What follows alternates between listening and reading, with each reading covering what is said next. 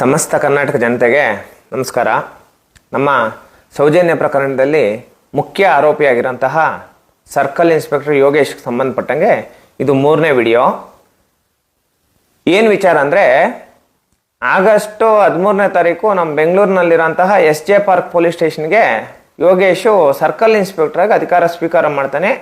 ಅದಾದಮೇಲೆ ಆಗಸ್ಟು ಅಂದರೆ 2022 ಆಗಸ್ಟ್ 18ನೇ ತಾರೀಕು ಏನಾಗುತ್ತಂದರೆ, ಅವ್ನು ದೊಡ್ಡ ಸಾಚ, ಅವನು ಏನೇ ತಪ್ಪು ಮಾಡಲ್ಲ. ಇದರಲ್ಲಿ ನೋಡ್ತಾ ಇದ್ದೀನಿ ನಾನು, ನಿನ್ನ ನಡುವೆ ಯಾರ್ಯಾರೋ ಹೆಣ್ಮಕ್ಳು ಅವರು ಇವರೆಲ್ಲ ಕಮೆಂಟ್ಗಳಾಗ್ತಾ ಇದ್ದಾರೆ. ಫೇಸ್ಬುಕ್ಕಲ್ಲಿ ನೋಡ್ತಾ ಇದ್ದೀನಿ, ಗಮನಿಸ್ತಾ ಇದ್ದೀನಿ, ತುಂಬ ಒಳ್ಳೆಯವನು ಯೋಗೇಶು, ಏನೂ ಮಾಡ್ಕೊಂಡಿಲ್ಲ, ಹಂಗೆ ಹಿಂಗೆ ಅಂತ ಹೇಳ್ತಾ ಇದ್ದಾರಲ್ಲ. ಹಂಗಾಗಿ ಇದೊಂದು ಡಾಕ್ಯುಮೆಂಟ್ ಸಂಬಂಧಪಟ್ಟಂಗೆ ಡಾಕ್ಯುಮೆಂಟ್ ಸಮೇತ ಇದೊಂದು ವಿಡಿಯೋ.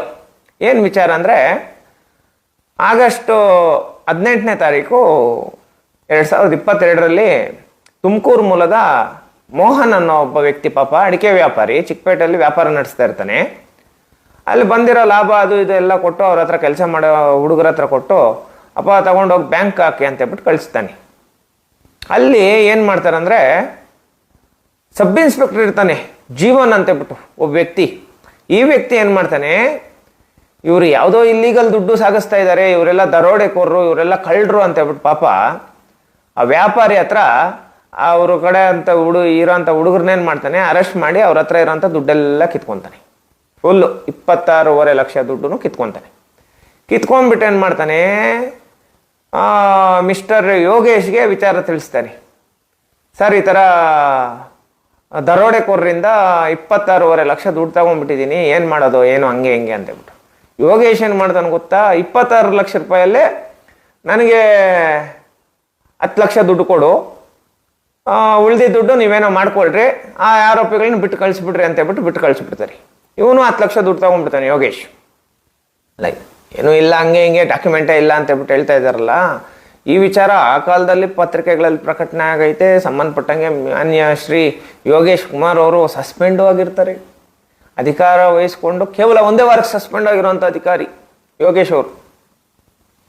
ಪತ್ರಿಕೆಗಳಲ್ಲಿ ಬಂದೈತೆ, ಸಂಬಂಧಪಟ್ಟಂತ ಡೀಟೇಲ್ಸ್ ಪೂರ್ತಿ ತರಿಸ್ಕೊಂಡಿದ್ದೀನಿ, ನೋಡಿಲ್ಲ ಇತ್ತು ಯೋಗೇಶ್ ಫೈಲ್ಸ್. ಇದೆಲ್ಲ ಒಂದು ಕೇಸ್ದಲ್ಲ, ಇನ್ನು ಸುಮಾರು ಕೇಸ್ಗಳದ್ದು ಎಲ್ಲ ಐತೆ, ಡೀಟೇಲ್ಸು ಕೊಡ್ತೀನಿ.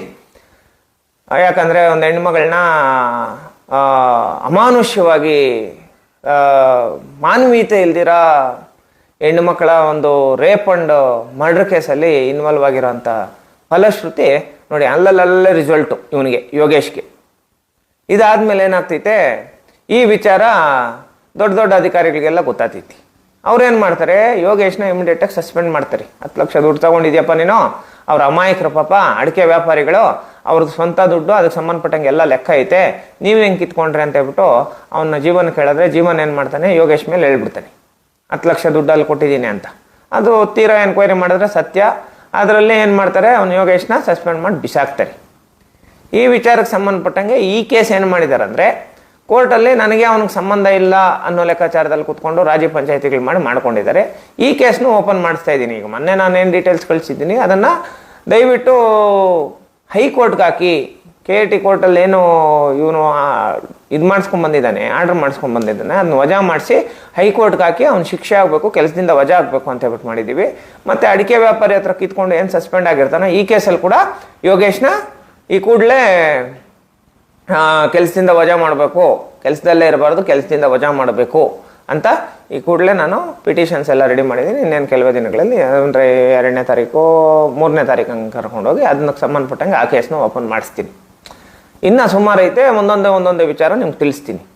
ಈ ಯೋಗೇಶ್ ಏನು ಮಾಡ್ತಾನೆ, ನೇರವಾಗಿ ಬರೋದಕ್ಕೆ ಯೋಗ್ಯತೆ ಇಲ್ದಿರಾ ಹಿಂದೆಯಿಂದ ಮಾಡೋದು. ನನಗೆ ಟಚ್ ಮಾಡಿಕೊಂಡ್ರೆ ನಾನು ಏನೇನು ಮಾಡ್ತೀನಿ, ನಾನು ಯಾವುದೇ ಕಾರಣಕ್ಕೂ ಯಾರನ್ನೂ ಸುಮ್ಮನೆ ಬಿಡಲ್ಲ.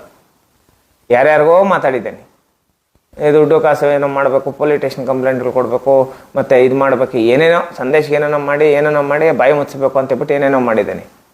ಅವೆಲ್ಲದಕ್ಕೂ ನಾನು ಬಗ್ಗಿಲ್ಲ ಅಂತ ಹೇಳ್ಬಿಟ್ಟು ಇವಾಗೇನು ಮಾಡ್ತಾ ಇದ್ದಾನೆ, ಮೀಡಿಯಾದವ್ರ ಮುಖಾಂತರ ಆಟಾಡ್ತಾ ಇದ್ದಾನೆ. ಯಾವುದೋ ಒಂದೇ ಒಂದು ಮೀಡಿಯಾ. ಇವ್ರೇನು ಮಾಡ್ತಾರೆ, ಯಾರೋ ಗುರುತು ಪರಿಚಯ ಇಲ್ದಿರ ಇರೋಂಥ ಹೆಣ್ಮಕ್ಳ ಕಡೆಯಿಂದ ಎಲ್ಲರ ಹತ್ರನೂ ನನಗೆ ಮೆಸೇಜ್ಗಳು ಹಾಕ್ಸೋದು, ಫೋನ್ಗಳು ಮಾಡಿಸೋದು, ಏನೇನೋ ಮಾಡಿಸೋದು. ನಾನು ಒಂದೇ ಮಾತು ಹೇಳ್ತೀನಿ, ಯಾರಾದರೂ ಫೋನ್, ಏನು ಸಮಸ್ಯೆನಮ್ಮ, ಸಮಸ್ಯೆ ಇದ್ದರೆ ನನಗೆ ಫೋನ್ ಮಾಡಿ, ಇಲ್ಲಾಂದರೆ ನನಗೆ ಅವಶ್ಯಕತೆ ಇಲ್ಲ, ನನಗೆ ಫೋನ್ ಮಾಡಬೇಡಿ ಅಂತ ಗೆಟ್ ಲಾಸ್ಟ್ ಅಂತ ಹೇಳ್ಬಿಟ್ಟು ಮೆಸೇಜ್ಗಳು ಮಾಡಿ ಎಲ್ಲರನ್ನೂ ಇದು ಮಾಡಿಸ್ಬಿಟ್ಟೆ. ಅದರಲ್ಲಿ ಫೈಲ್ಯೂರ್ ಆದರು. ಎರಡನೇದು ಏನು ಮಾಡ್ತಾರೆ, ಈ ವ್ಯವಹಾರ ಜಮೀನು ಗಲಾಟೆ ಅಲ್ಲಿ ಇಲ್ಲಿ ಯಾರನ್ನೂ ಕರ್ಕೊಂಬರ್ಬೇಡ್ರಿ, ನೀವು ಒಬ್ಬರೇ ಬರ್ರಿ ಅಂತ ಹೇಳ್ಬಿಟ್ಟು ಕೂಡ ಫೋನ್ಗಳು ಮಾಡಿಸ್ತಾ ಇರ್ತೀರಿ.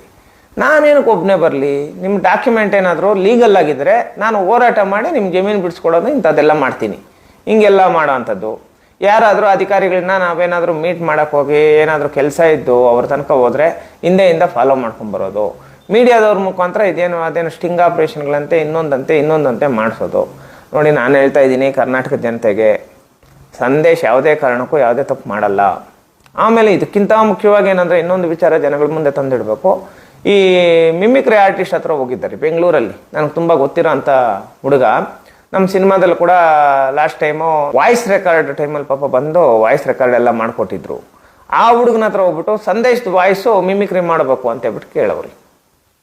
ಆ ಹುಡುಗ, ಅಣ್ಣ ನಿನ್ನ ವಾಯ್ಸ್ ಮಿಮಿಕ್ರಿ ಅಂತ ಹೇಳ್ಬಿಟ್ಟು ಬಂದಿದ್ದಾರೆ, ಹಂಗೆ ಹಿಂಗೆ ಅಂತ ಹೇಳ್ಬಿಟ್ಟು ಮಾತಾಡಿದ್ರು. ನಾನು ಯಾರು ಬಂದಿರೋದಂದರೆ ಯಾರೋ ಮೀಡಿಯಾದವ್ರು ಬಂದಿದ್ದಾರೆ ಅಂತ ಹೇಳ್ಬಿಟ್ಟು.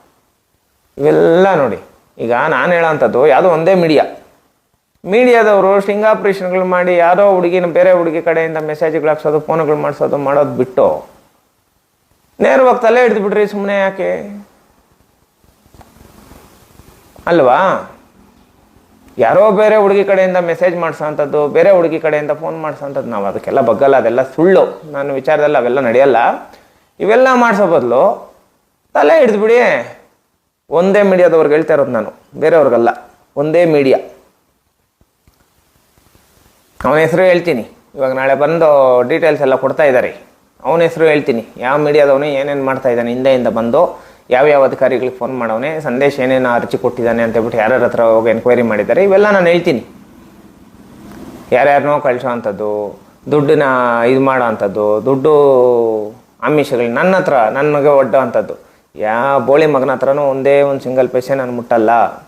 ನಾನು ಒಬ್ಬನೇ ಮಾತ್ರ ಅಲ್ಲ, ಕರ್ನಾಟಕದಾದ್ಯಂತ ಸೌಜನ್ಯ ವಿಚಾರದಲ್ಲಿ ಯಾವನೇ ಆಗಲಿ ಒಂದೇ ಒಂದು ಸಿಂಗಲ್ ಪೈಸೆ ತಗೊಂಡ್ರೆ ಅವನು ಅವರ ತಾಯಿಗೆ ಮೋಸ ಮಾಡ್ದಂಗೆ.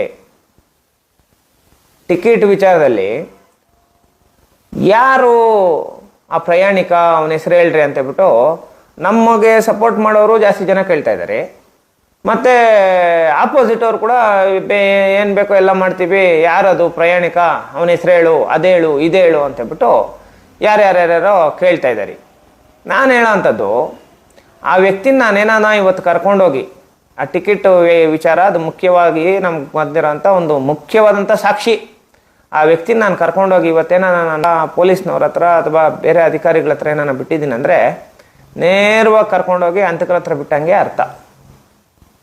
ಹಂತಕರ ಕಿವಿಯಲ್ಲಿ ಹೋಗ್ಬಿಟ್ಟು ಇಂಥ ವ್ಯಕ್ತಿ ಅಂತ ಹೇಳ್ಬಿಟ್ಟು ಹೇಳ್ದಂಗೆ ಅರ್ಥ. ಅಕ್ವಿಟಲ್ ಕಮಿಟಿ ಎಷ್ಟು ದೊಡ್ಡ ಮೋಸ ಆಗೈತಿ. ನಮ್ಗೆ ಗೊತ್ತೇ ಇಲ್ಲ ಅಕ್ವಿಟಲ್ ರಚನೆ ಆಗಬೇಕು ಅಂತ ಹೇಳ್ಬಿಟ್ಟು ಒಂದು ಕಡೆಯಿಂದ ನಾವು ಕಾಯ್ತಾ ಇದ್ದೀವಿ. ಇವರು ಅಕ್ವಿಟಲ್ ಕಮಿಟಿ ರಚನೆ ಮಾಡಿ ಆ ಅಕ್ವಿಟಲ್ ಕಮಿಟಿ ಅವರು ಏನು ಮಾತಾಡಿದ್ದಾರೆ, CBI ಅವರು ನಮಗೆ ಪರ್ಮಿಷನ್ ಕೊಟ್ಟರೆ ನಾವು ತನಿಖೆ ಮಾಡ್ತೀವಿ ಅಂತ ಹೇಳ್ಬಿಟ್ಟು ರಿಪೋರ್ಟ್ ಕೊಟ್ಟಿದ್ದಾರೆ. ಇಂಥವರು ಸೌಜನ್ಯ ಪ್ರಕರಣಕ್ಕೆ ನ್ಯಾಯ ಕೊಡಿಸ್ತಾರ? ನಮ್ಮ ಹತ್ರ ಇರೋವಂಥ ಸಾಕ್ಷಿಗಳನ್ನ ಆಚೆ ಬಿಟ್ಟರೆ ಅವ್ರನ್ನ ಉಳಿಸ್ತಾರ? ಇದಕ್ಕೆಲ್ಲ ದಾರಿ ಏನು? ದಾರಿ ಇದೆ. ಮುಂದಿನ ದಿನಗಳಲ್ಲಿ ಯೋಗೇಶ್ ವಿಚಾರವಾಗಿ ಹಂತವಾಗಿ ಎಲ್ಲ ಕೇಸುಗಳು ಓಪನ್ ಮಾಡಿಸೋಣ. ಯಾವುದೇ ಕಾರಣಕ್ಕೂ ಯಾವುದೋ ಬಿಡಂಗಿಲ್ಲ. ನಮ್ಮ ಮೇಲೆ ಐತೆ ಕೇಸುಗಳು ಏನೈತಿ, ಹೋರಾಟ ಮಾಡೋದು ಕೇಸುಗಳು, ಯಾವುದೋ ಹೆಣ್ಮಕ್ಳಿಗೆ ನ್ಯಾಯ ಕೊಡಿಸಿರೋದು ಕೇಸು. ಇಂಥ ಕೇಸುಗಳು 100 ಕೇಸುಗಳು ಹಾಕಲಿ, ತಲೆ ಕೆಡಿಸ್ಕೊಳ್ಳೋಂಥ ಅವಶ್ಯಕತೆ ಇಲ್ಲ. ಅದು ನಾವು ಫೇಸ್ ಮಾಡೋಣ. ಅಲ್ಲ, ಪೊಲೀಸ್ ಸ್ಟೇಷನ್ಗೆ ಹೋಗೋರೆ ಪೊಲೀಸ್ ಅಧಿಕಾರಿಗಳು ನನ್ನ ವಿಚಾರದಲ್ಲಿ ಆ ಕೊಲೆಗಡಕರಿಗೆ ಸಪೋರ್ಟ್ ಮಾಡಿಲ್ಲ, ಎಲ್ಲ ಒಂದು ಕಡೆ ನ್ಯಾಯದ ಪರವಾಗಿ ನಿಂತ್ಕೊಂಡ್ರು. ಹಿಂಗೆಲ್ಲ ಯಾವುದಕ್ಕೂ ಬಿದ್ದಿಲ್ಲ ಅಂತ ಹೇಳ್ಬಿಟ್ಟು ಅದೇನು ಸ್ಟಿಂಗ್ ಆಪ್ರೇಷನಲ್ಲ, ಏನು ಆಪ್ರೇಷನನ್ನು ಮಾಡಲಿ, ನಮ್ಮ ಮನೆಯಲ್ಲೇ ಬಂದು ಕ್ಯಾಮ್ರಾ ಇಟ್ಬಿಡ್ಲಿ, ಅಥವಾ ನಾನು ಕಾರ್ಗೆ ಹಾಕ್ಬಿಡ್ಲಿ, ಅದು ಏನು ಬೇಕೋ ಎಲ್ಲ ಮಾಡ್ಕೊಳ್ಳಿ. ಯಾವುದಕ್ಕೆ ಎದುರವನಲ್ಲ. ಎಲ್ಲರಿಗೂ ಒಳ್ಳೇದಾಗಲಿ. ಮುಂದಿನ ದಿನಗಳಲ್ಲಿ ಇನ್ನೂ ಒಂದು ಜೆನ್ಯೂನ್ ಡಾಕ್ಯುಮೆಂಟ್ ಪ್ರಕಾರ ಕರ್ನಾಟಕ ರಾಜ್ಯದಲ್ಲಿ ದೊಡ್ಡ ಮಟ್ಟದ ಒಂದು ಒಳ್ಳೆ ಗುಡ್ ನ್ಯೂಸ್ ಅಂದರೆ ದೊಡ್ಡ ವ್ಯಕ್ತಿ ಅರೆಸ್ಟ್ ಆಗಿ ಜೈಲಿಗೆ ಹೋಗ್ತಾನೆ. ಇದಕ್ಕೆ ಸಂಬಂಧಪಟ್ಟಂಗೆ ಡಾಕ್ಯುಮೆಂಟ್ಸ್ ಎಲ್ಲ ಬಂದಿದೆ, ಅಟೆಸ್ಟೆಡ್ ತಗೊಳ್ತಾ ಇದ್ದೀವಿ. ಅದಕ್ಕೆ ಸಂಬಂಧಪಟ್ಟಂಗೆ ಅಂದರೆ ಹೊಸ ಅಟೆಸ್ಟೆಡ್ 2025 ಹೊಸ ಡಾಕ್ಯುಮೆಂಟ್ ಅಟೆಸ್ಟೆಡ್ ತಗೊಳ್ತಾ ಇದ್ದೀವಿ.